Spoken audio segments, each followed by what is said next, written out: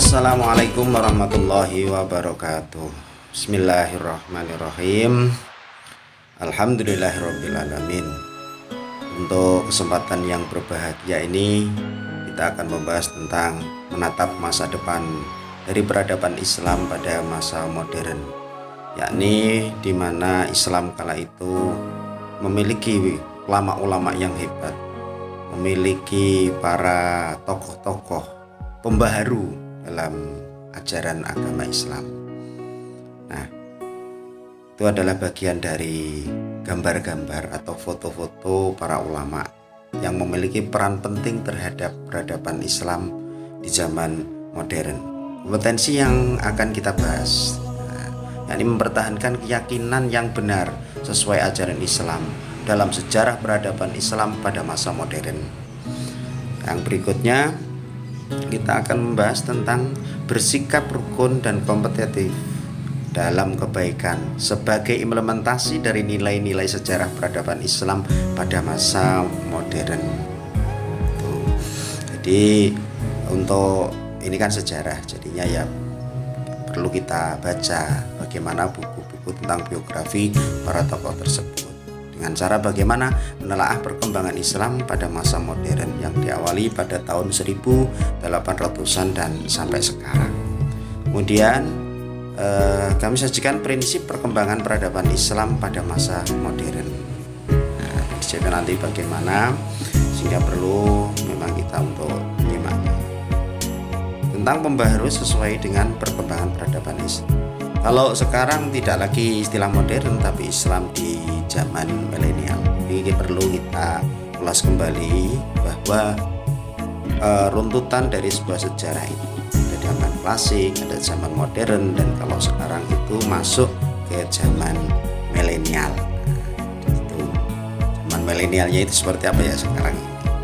Oke, kita kembali kepada beta konsep dasarnya, yakni dengan yang pertama ada periode klasik, ya, periode klasik. Kemudian untuk yang kedua, yakni sejarah peradaban Islam di abad pertengahan, kemudian di abad modern. Nah, sejarah perkembangan Islam sendiri itu mengalami beberapa fase. Akan kita bahas untuk hal ini di bagian-bagian berikutnya. Yuk kita simak lagi untuk yang selanjutnya, bagaimana hal-hal yang perlu kita perhatikan di dalam memahami sebuah sejarah, yakni di perkembangan sejarah itu sendiri ya mengalami beberapa peristiwa-peristiwa penting. Yang penting-penting saja yang nanti akan kami sajikan di sini. Di antaranya yakni tentang apa tadi yang pertama, klasik. Ya, klasik dari tahun 650 sampai pada tahun 1250-an. Dan fase ini istilahnya adalah fase ekspansi, migrasi, dan puncak kemajuan dari peradaban Islam itu sendiri. Kenapa dia katakan sebagai puncaknya? Karena berbagai macam kitab, mulai dari ahli kedokteran, arsitek, dan ahli tasawuf dan lain sebagainya, itu para ulama bermunculan pada zaman itu, sehingga banyak sekali buku-buku yang sampai saat ini pun menjadi referensi untuk sejarah, ya, untuk referensi untuk bagaimana peradaban Islam. Nah, seperti itu. Bisa disimak kemudian di berikutnya di periode pertengahan, yakni pada tahun 1250 dan sampai 1800-an. Kita belum lahir juga pada tahun itu, hanya kita perlu membaca untuk tahu bagaimana sejarah-sejarahnya. Nah, sebuah hal besar ini yang dimaksud dengan puncak kejayaan, yakni munculnya 3 kerajaan besar. Kerajaan besar itu yang pertama adalah kerajaan Turki Utsmani, kemudian kerajaan di Persia atau kerajaan Safawi. Ya, kemudian dan yang ketiga adalah kerajaan Mongol. Nah, periode modern, yakni periode yang merupakan zaman kebangkitan umat Islam. Ditandai dengan apa? Jatuhnya Mesir ke tangan Barat untuk menginsafkan dunia Islam. Dan untuk yang kedua, mereka para raja-raja itu memikirkan kembali bagaimana meningkatkan mutu dalam arti mutu, sebuah kepercayaan yang ada di daerah. Kemudian dilanjutkan dengan gerakan pembaruan. Gerakan pembaruan ini artinya apa? Yang memang dulu terjadi kemelut, ribut soal politik dan lain sebagainya. Kemudian banyak orang yang salah dalam memahami bagaimana akidah atau ketauhidan itu, sehingga perlu adanya istilah pembaruan-pembaruan untuk memurnikan kembali bagaimana kita memahami konsep-konsep dasar dalam agama Islam, yang hal itu dikembalikan kepada Al-Quran dan hadis. Adapun para tokoh atau pelopor pembaharu itu diantaranya adalah yakni Jamaluddin Al-Afghani, yang fotonya berada di pojok kiri bawah, yang memakai imamah warna hitam. Beliau adalah seorang tokoh pembaharu, termasuk juga pendiri dari Pan-Islamisme atau Solidaritas Islam. Itu diantara pemikiran-pemikirannya. Dan untuk yang kelima sendiri, kemudian umat Islam itu bukan karena ajaran Islam, melainkan kesalahan umat dalam memahami kodok dan qadar. Nah, ini loh yang menjadi hal-hal perselisihan.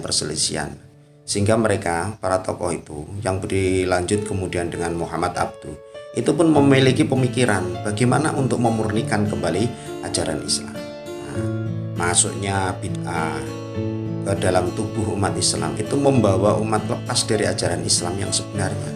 Maka hal ini dikembalikan lagi kepada bagaimana dasar yang harus kita pakai, yakni Al-Quran dan hadis. Dengan demikian, ijtihad pendapat para ulama itu merupakan juga prioritas penting. Jadi tidak bisa kita memahami secara letterlek Al-Quran begitu saja. Nah, kemudian lagi ada Muhammad Iqbal, pemikiran-pemikirannya bisa dibaca juga. Nanti kalau terlalu cepat ini bisa diulang lagi. Ini bagaimana membuka pintu ijtihad? Boleh dengan syarat-syarat memiliki pemahaman-pemahaman atau ilmu-ilmu sebagai syarat rukun untuk bisa berijtihad.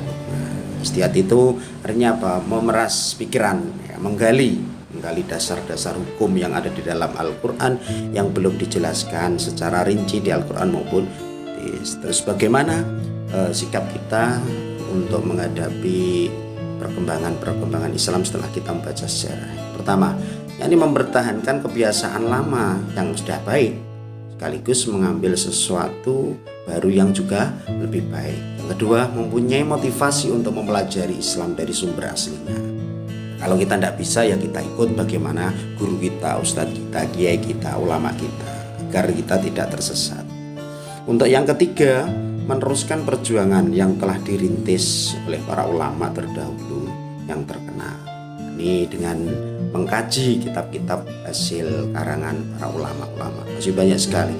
Dalam rumah belajar Semua Blue pun disediakan, sudah kami sediakan beberapa referensi untuk bisa dibaca. Yang berikutnya, menjauhkan diri dari segala sesuatu yang bertentangan dengan Al-Quran dan hadis. Kita kan tidak tahu bagaimana makna sebenarnya dari Al-Quran. Kita baca saja karangan-karangan kitab-kitab yang dihasilkan oleh para ulama terdahulu. Anak-anakku yang berbahagia, demikian. Jadi untuk bisa tahu lebih banyak lagi, tidak hanya cukup sekedar melihat atau menyaksikan video ini, tapi kita harus membaca lebih banyak lagi, dan referensinya sudah kami sediakan di rumah belajar Semua Blue. Silakan simak, dan Assalamualaikum warahmatullahi wabarakatuh.